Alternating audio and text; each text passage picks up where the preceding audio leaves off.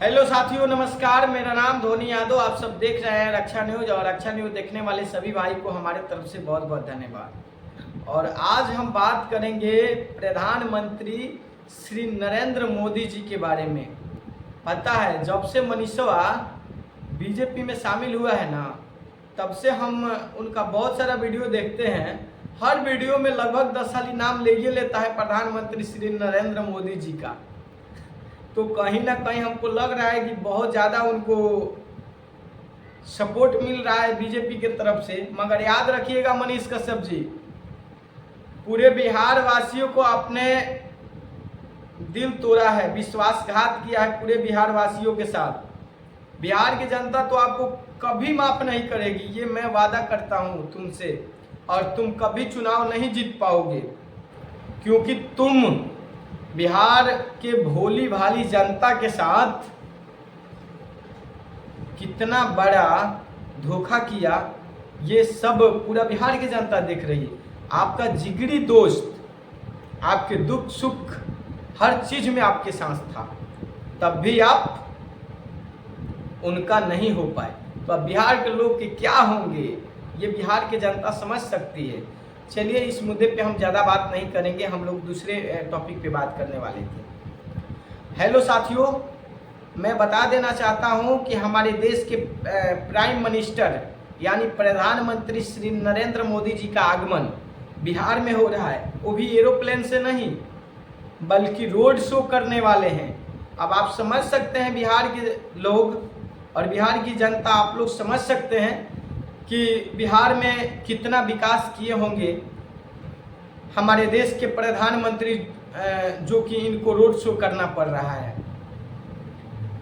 अगर हमें जहां तक लगता है कि अगर शायद बिहार में विकास किए होते प्रधानमंत्री जी, तो आज इनकी रोड शो करने की कोई ज़रूरत नहीं है, क्योंकि बिहार की जनता ने इन्हें अगली बार 39 संसद सीटें दी थी।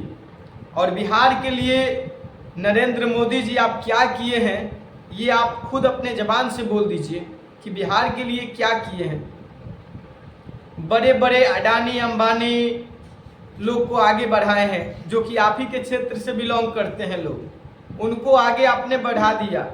मगर बिहार के मजदूर, गरीब, लाचार, बेसहारा लोगों को दुख दर्द कभी आपने समझा नहीं।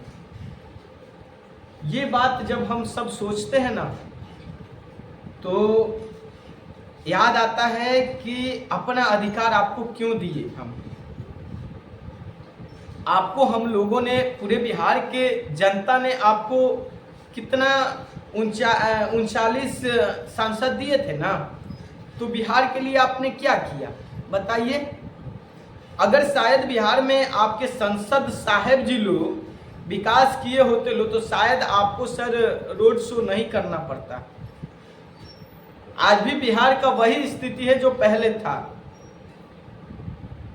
और मुझे उम्मीद है, और बिहार के लोगों से खास अपील है कि इतना ध्यान में रखिएगा कि अगर बिहार का कोई भी लाल हो, किसी भी जाति धर्म से आता हो, अगर वो विकास नहीं करेगा ना, तो अलग राज्य के बहरूपिया विकास नहीं करेंगे। इतना ध्यान में रखिएगा। मैं किसी का नाम नहीं लूंगा, बट मैं बता देना चाहता हूं। मैं ये नहीं कहता हूं कि आप इन्हीं को जिताइए, अगर वो भी काम नहीं करते हैं तो उनको भी हटाइए। कोई जरूरी नहीं है कि वो भी जीते। तो आप बिहार की जनता हैं, आप सब लोग समझ सकते हैं कि हमारे देश के प्रधानमंत्री जी को रोड शो करना पड़ रहा है, वो भी बिहार में, जो कि आपको पता है प्रधानमंत्री जी का एक एक मिनट कितना कीमती समय होता है। ये आप सब पूरे देशवासियों को पता होगा और पूरे बिहार वासियों को पता होगा इस बात के बारे में कि उनका एक मिनट का टाइम का वैल्यू कितना होता है। और वो व्यक्ति बिहार में रोड शो कर रहे हैं, तो कहीं ना कहीं हमें लग रहा है कि उनके अंदर ये डर सता रहा है कि हमने बिहार में विकास नहीं किया है। फिर से अगर कोई बड़ा, या फिर से अगर वहाँ हम समय नहीं देते हैं, तो हमें वहाँ पे अच्छी खासी सीटें नहीं मिल सकती है। तो मैं बिहार के लोगों से खासकर अपील करूंगा कि आप लोग तो जानते ही हैं कि नीतीश कुमार जी और प्रधानमंत्री मतलब केंद्र और राज्य दोनों मिलाकर के सरकार चल रही है ना। कब से नीतीश कुमार जी विशेष राज्य के दर्जा का मांग करते रहे। क्या बिहार को विशेष राज्य का दर्जा मिल गया? नहीं ना मिला। बिहार में कोई फैक्ट्री उद्योग लग गया? बताइए ना हमको, बताइए। तो सबसे तो बड़ी बात यहाँ ये है कि अगर बिहार में कोई फैक्ट्री उद्योग लग जाएगा तो अदर स्टेट से ज़्यादा वैलिड बिहार को माना जाएगा, क्योंकि बिहार में ना तो वर्कर की कमी है और न ही टैलेंट की कमी है। बस बिहार को गुमराह किया जाता है हमेशा, और राजनीति के तौर पे बिहार को हमेशा बदनाम करके गर्त में ढकेला जाता है। अगर सच्चा राजनीति हो जाता ना बिहार में और ईमानदारी से, तो बिहार आज महाराष्ट्र, गुजरात और यूपी और पंजाब से और केरला से कई गुना अच्छा हो जाता। मगर ये बात किसको समझना पड़ेगा? पूरे बिहार के लोगों को समझना पड़ेगा। आप खुद से सोचिए कि अपने पूरे परिवार को छोड़ करके आप लोग अलग राज्य में जा कर के ड्यूटी करते हैं, वहाँ पे बहुत सारे बातें सुनने को और ताने सुनने को मिलते हैं। वो चीज़ तो ख़त्म हो जाएगी ना। अपने परिवार के साथ में रह करके 2 रोटी अच्छा से खाइएगा ना। आप खुद से सोचिए। हमें इस बात का लालच नहीं है कि आप इनको संसद बनाइए, उनको संसद बनाइए, इस बात का हमें लालच नहीं है। हाँ, आप ऊपर देखते हैं कि प्रधानमंत्री नरेंद्र मोदी जी मेरे जाति के हैं, चलो मैं उनको वोट दूं। कुछ लोग सोचते हैं कि लालू यादव मेरे जाति के हैं, चलो उनको बेटे को मुख्यमंत्री बनाएं। तो ऐसा कुछ नहीं है। एक बार मौका सबको दीजिए। अगर जो व्यक्ति अच्छा काम करता हो उस व्यक्ति को आप जिताइए।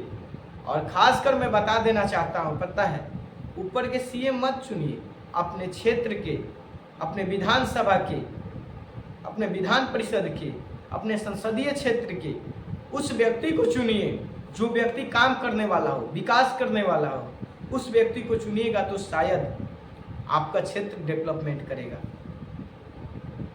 तो आप सोच सकते हैं कि बिहार में किस प्रकार से विकास किए हैं प्रधानमंत्री नरेंद्र मोदी जी ने, जिनको रोड शो करना पड़ रहा है। तो बहुत दुख के साथ ये बात बयां करना पड़ रहा है कि प्रधानमंत्री जी आपका कीमती समय बिहार के लोगों को दिए। कहीं ना कहीं आप बिहार में बहुत ज़्यादा विकास किए हैं, तभी इतना कीमती समय बिहार के लोगों के बीच आकर के दिए। शायद अगर रोजगार और बिहार के मजदूर पे बात करते तो शायद यहाँ ठहरते भी नहीं प्रधानमंत्री जी, क्योंकि मैं भी एक गरीब का बेटा हूँ, मैं भी कोई एक अमीर का बेटा नहीं हूँ। मुझे भी पता है ग्रेजुएशन करने के बाद कोई जॉब नहीं मिल रही है। आपने बोला था कि मैं 2 करोड़ हर एक साल नौकरियां दूंगा। क्या सर, ना 15 लाख मेरे खाते में आए, ना 2 करोड़ नौकरियां मिला। तो बताइए हम क्या कर सकते हैं। महंगाई चरम सीमा पे है। जो चीज़ अगर 10 रुपये का मिलता था वो 20 रुपया हो गया, 15 रुपया हो गया। जीएसटी से बड़े बड़े उद्योग का ही फायदा हुआ, कोई आम जनता गरीब का फायदा तो हुआ नहीं। तो बताइए सर कि आप किस प्रकार का विकास बिहार में किए। बड़े बड़े अडानी अंबानी कहां से कहां पहुंच गए और बिहार की जनता, भोली भाली जनता और गरीब जनता कहां से कहां पहुंच गई, ये पूरा देश की जनता देख रही है। तो जय हिंद। आप लोग समझिएगा मेरे बातों को, और अगर सहमत हैं तो शेयर करिएगा वीडियो को कि उन व्यक्तियों तक पहुंच जाए, उन विरोधियों तक पहुंच जाए जो किसी के झांसे में आकर के वोट करते हैं। जय हिंद।